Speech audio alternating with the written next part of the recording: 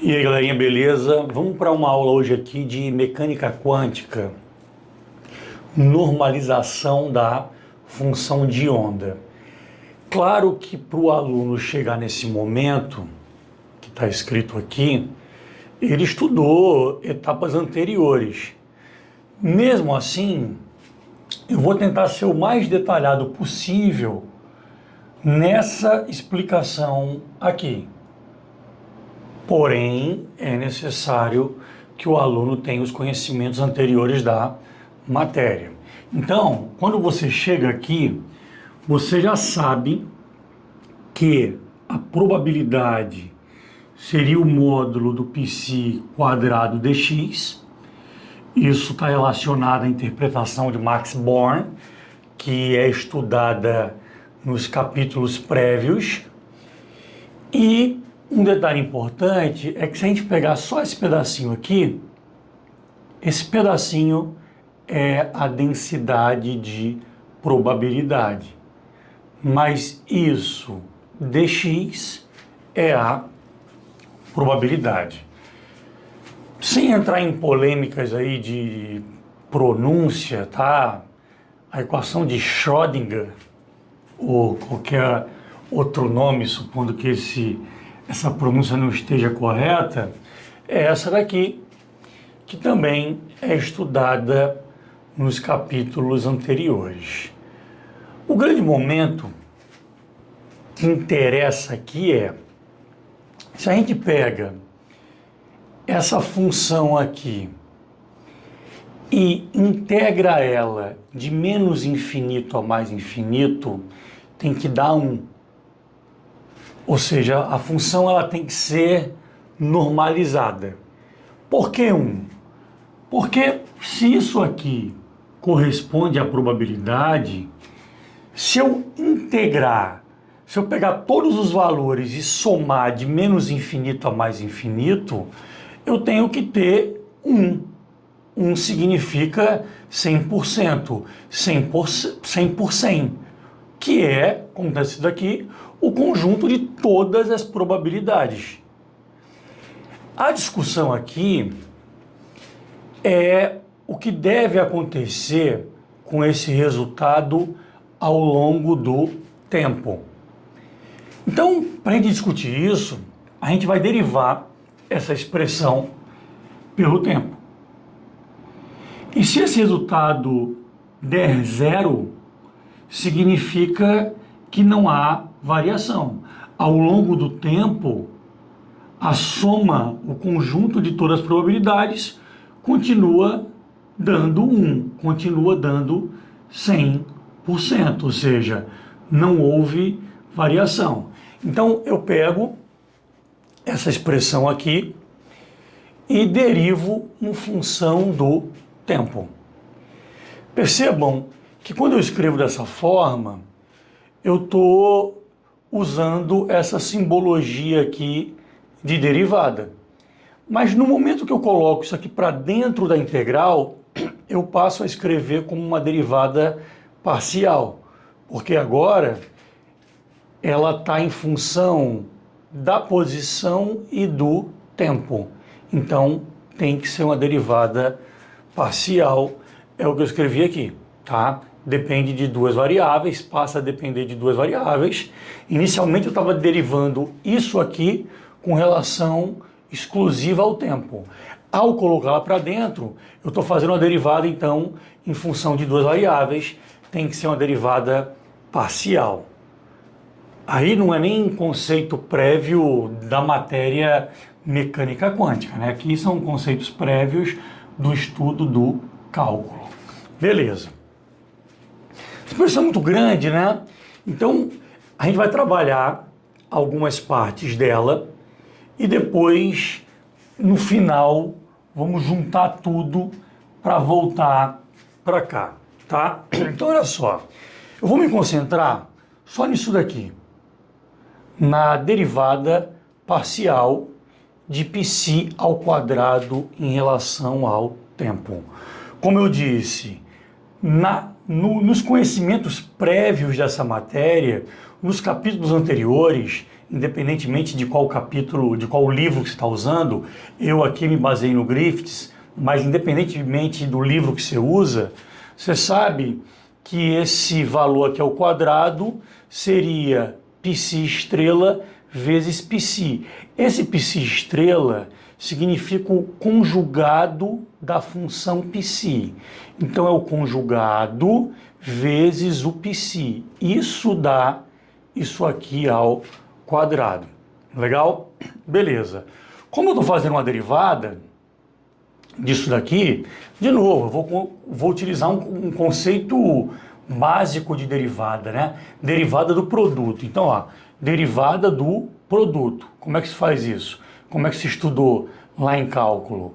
A derivada desse produto aqui seria isso daqui, vezes a derivada desse, ó, π estrela, vezes a derivada de π pelo tempo. Depois, o contrário, a derivada do π estrela pelo tempo vezes o π. Legal? Então, só para entender, a discussão está concentrada nessa expressão aqui. Mas para poder evoluir, a gente vem e se concentra só nesse pedacinho aqui, ó.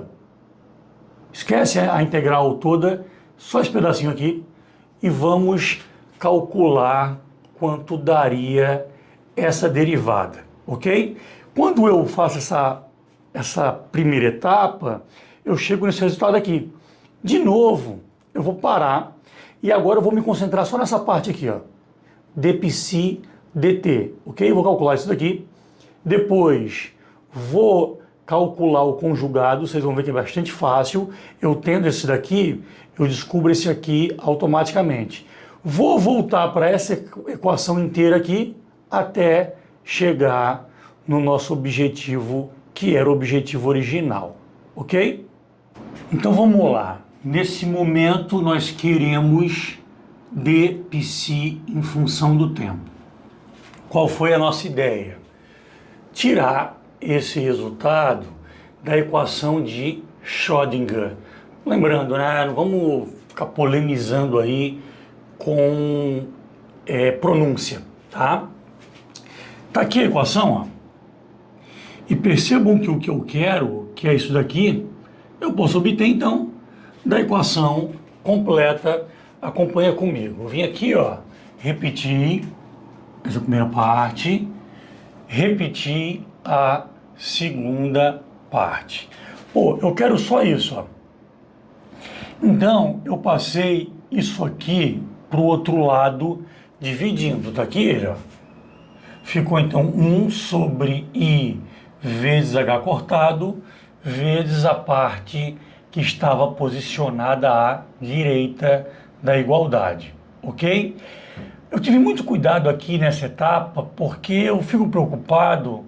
Em geral, o pessoal vai fazendo as contas, né? Já tem muita prática, mas supondo que alguém não é muito desenrolado nesse assunto, o cara se perde no que aconteceu aqui nesse momento. Então eu quis fazer com bastante calma. Vamos lá.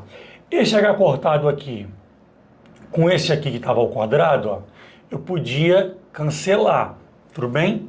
Cancelar esse aqui com um desses. Então vai restar aqui no numerador só H cortado. Legal?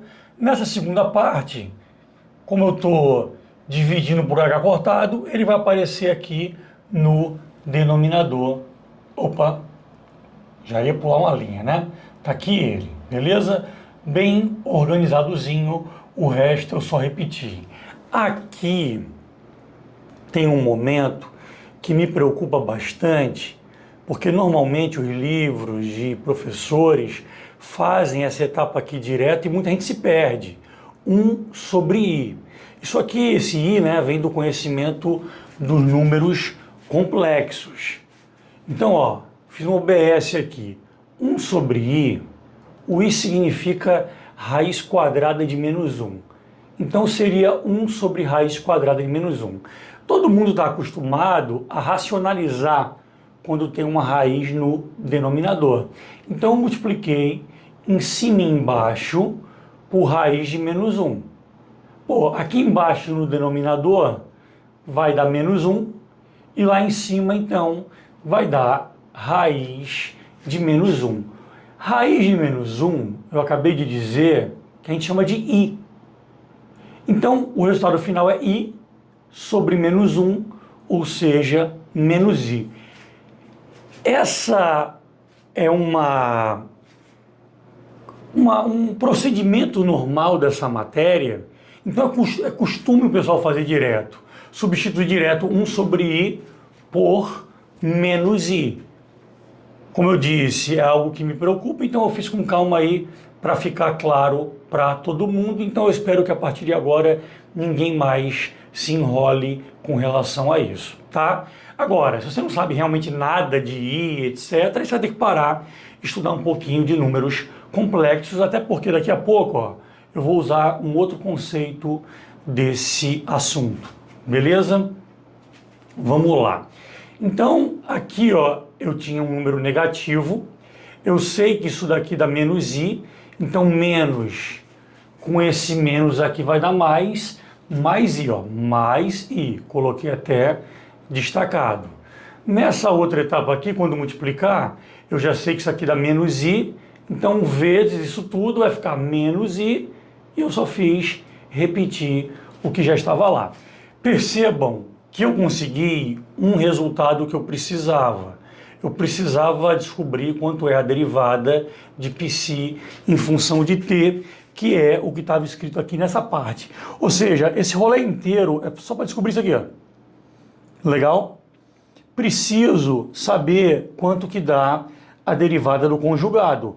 Eu tendo essa daqui fica fácil. Supondo que as letras estejam muito pequenas, eu acho que seria bom você assistir esse vídeo numa TV. É fácil, né? Conectar a TV no YouTube ou até usando o celular e projetando na TV para que as letras fiquem maiores e facilitem que você acompanhe. Uma das coisas que eu acho complicadas às vezes, nessas aulas em vídeo com lousa digital, você vai fazendo uma parte da conta e você perde a visão da parte anterior. E eu acho que isso dificulta a pessoa entender. Então, por isso que eu acho que colocar aqui no quadro ajuda de alguma forma, ok? Vamos agora falar sobre o OBS2. Essa OBS2 é sobre o conceito de complexo conjugado. Está aqui a escrita genérica de um número complexo Z. Ele tem uma parte real, A, mais a parte imaginária, que é a parte que tem o i. Então, o complexo é escrito como A mais BI. O que é calcular o conjugado do cara, que seria escrito como Z estrela?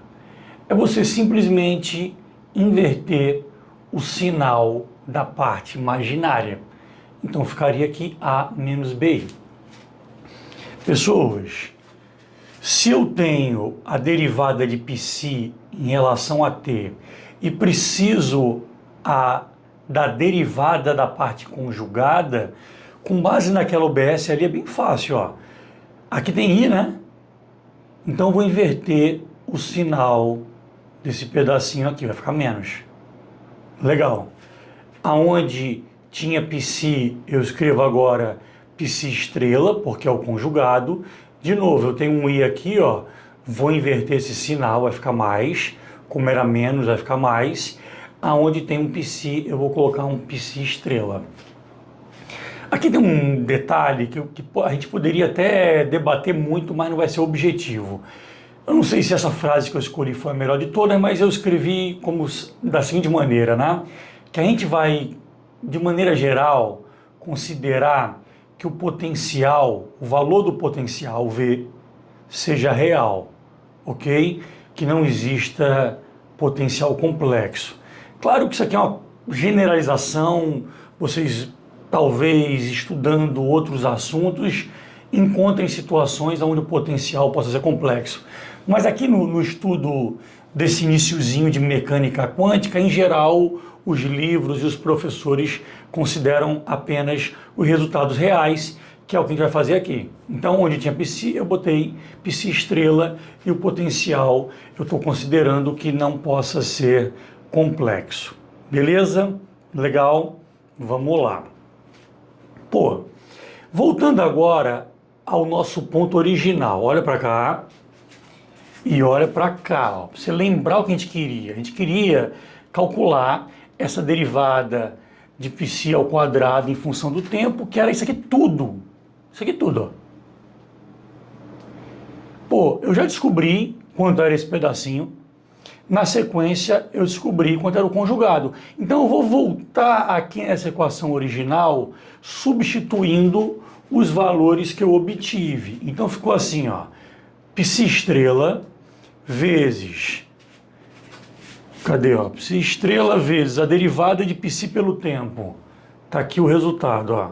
Então, eu vou pegar tudo isso daqui e vou trazer para cá. Depois vocês comentem aí se vocês concordam comigo que um negócio desse tamanho aqui, com essa complexidade, é melhor em quadro, né? Do que em lousa digital, porque o vídeo fica difícil de acompanhar. Você começa a ter uma parte, uma ligação com algo que é muito anterior, em lousa digital acho que é complicado, preferi fazer no quadro. Então tudo bem, eu trouxe tudo isso aqui para cá. Tudo bem? Mas vocês podem conferir ali a derivada do conjugado em função do tempo, tá aqui ela, pá, vezes π, que era o que estava escrito aqui, ó. Supondo que você se perca, dá uma pausa, confere para ver se você realmente está entendendo. Legal? Vamos lá, pessoal, escrevi tudo. Ao escrever tudo, eu consigo perceber que essa parte aqui, ó, que eu destaquei de verde, ela é cancelada por essa outra parte aqui que eu pintei de verde.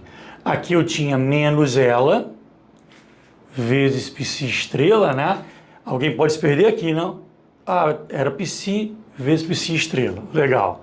Só que aqui agora eu tinha ela positiva, ó. π vezes π estrela. Então, ela vai se anular. Beleza? Destaquei outra parte aqui de laranja para vocês observarem que essa parte aqui, ela pode ser colocada em evidência. Ela vai estar repetida nos dois termos, né? Então, eu a coloquei em evidência aqui. Então, ficou aqui, ó, π estrela, tá aqui ele, vezes a derivada segunda de π por ΔX2, menos, vamos lá, muita calma nessa hora, tá aqui, ó, derivada segunda de π estrela por ΔX2, vezes esse π aqui. Tudo bem? Legal? Já está bem organizadozinho, mas vamos dar mais uma organizada. Percebam que a gente tem aqui derivada segunda, e aqui também. Então, eu escrevi assim, ó, del dx, e coloquei todo o resto dentro do colchete, começando com essa parte aqui que era laranja, que estava em evidência, beleza, vamos lá, π, como eu escrevi del x aqui, então aqui eu não vou mais escrever como derivada segunda, tá? Eu escrevi del π sobre ΔX, tá aqui, ó, legal, menos, mesma coisa aconteceu aqui, não vou escrever mais direto como derivada segunda, vai ficar del π sobre ΔX vezes π. Legal, vou dar uma pausa agora, dar uma reorganizada no quadro, para a gente poder finalizar isso daqui e tirar as nossas conclusões. Se o vídeo está sendo útil, deixa o seu like, comenta, pede alguma coisa que a gente pode gravar mais vídeos no futuro sobre esse tema. Beleza? Já volto. Vamos recapitular então o nosso objetivo original, tá? A gente queria calcular a derivada temporal dessa integral que estava aqui. Tá aqui, ó, derivada temporal. Originalmente eu tinha uma derivada total. Ao colocar aqui para dentro, já discuti isso antes, nós passamos a escrever como uma derivada parcial. Eu obtive o resultado disso daqui na primeira etapa do vídeo, deixei aqui inclusive na mesma posição, mas daqui a pouco eu vou apagar para a tela ficar mais limpa, para o quadro ficar mais limpo. Vamos lá. Então, eu peguei esse resultado aqui e coloquei aqui dentro, finalmente, está escrito aqui, ó. E aí, pessoal, acontece uma coisa importante, que se a ficha não cair direto, dá uma pausa no vídeo para pensar um pouquinho, tá? Nós estamos integrando em X, uma derivada em X. Pô, se eu integrar em X uma derivada em X, o resultado vai dar automaticamente o que está aqui dentro dos colchetes. Está aqui, ó. O resultado disso daqui vai dar o que estava dentro dos colchetes no intervalo de menos infinito a mais infinito. E aí é um grande momento, né? Depois de tantos cálculos, vamos tentar entender. Vamos tentar obter a conclusão daquilo ali. O que aquilo ali significa, pessoal? Preste atenção, ó. Essa integral que estava aqui dentro, ela representa a probabilidade. E o nosso objetivo era que ela fosse constante, que ela se mantivesse normalizada, ou seja, dando 1, dando 100%. Para que isso aconteça, a derivada temporal disso aqui tem que dar zero. Porque dar zero aqui significa dizer que isso aqui não sofre variação ao longo do tempo. Ou seja, a probabilidade se mantém 100%. Tudo bem? Legal? Então, esse resultado, para que isso aqui seja verdade, tem que dar zero. Então, eu vou olhar isso daqui, que é o resultado, né? E vou pensar, pô, qual é a condição para que isso aí dê zero? Ou seja, para que a normalização se mantenha. Acompanhem comigo aqui a nossa conclusão. A nossa conclusão é que tem um erro aqui, ó. É que a função de onda se mantém normalizável, ou seja, esse resultado se mantém constante, se mantém igual a 1, se a função psi convergir para zero no mais infinito e no menos infinito. Ó, se em mais infinito isso aqui der zero, beleza. O resultado total vai ser zero, a probabilidade vai se manter. Se, eu não me lembro se eu falei mais infinito ou menos infinito, mas tudo bem. Se menos infinito der zero e se em mais infinito der zero, isso aqui vai se manter. Então, eu tentei representar isso aqui graficamente, né? Eu tenho uma função de onda qualquer para que o resultado se mantenha dando 1. Se eu vou para mais infinito, o valor do psi tem que tender a zero. Se eu for para menos infinito, idem.